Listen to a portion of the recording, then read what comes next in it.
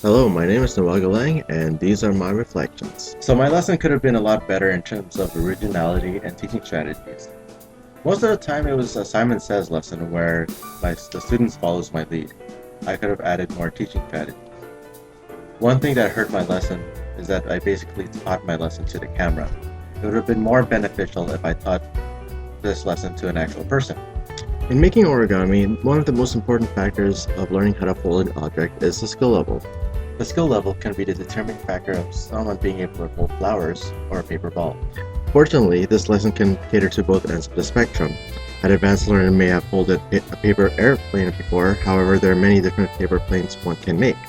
Even then, they still have creative freedom. For a beginner, this paper plane is easy to learn because of my help and guidance. In a classroom, teachers will have all sorts of skill levels, and it is important that teachers address all of them. So this is not to say that my lesson is flawless. Time is a big factor in this lesson. I will not able to know if my student has learned how to make a paper airplane. When I make the student fold the paper, he might be working out working memory. In my lesson, the prior knowledge of origami may have helped him create a new type of plane.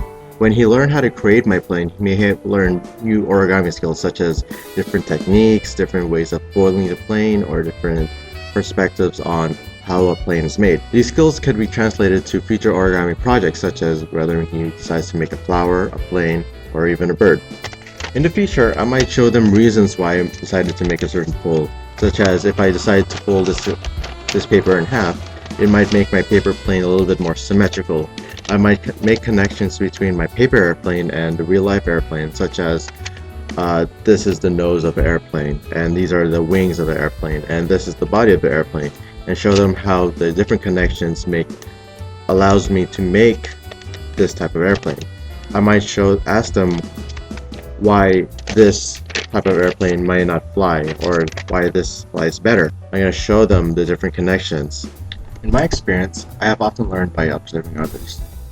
If it was a lesson on something tangible like making woodwork or learning something abstract such as linear algebra, I often remembered and understood them better once I saw someone repeat it. Thus, when I teach my students, I often teach them similarly to the way I learned because that's what worked for me.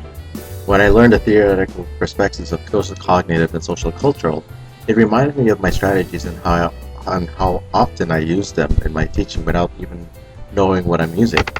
Reading these theories helped me understand different strategies that work together with my already existing knowledge. With my guidance and more practice, my students may be able to create more different types of airplanes, such as paper airplanes with 4 wings, or paper airplanes with longer noses. Or he may be able to create even different types of origami, such as paper cranes, paper flowers, or paper hats.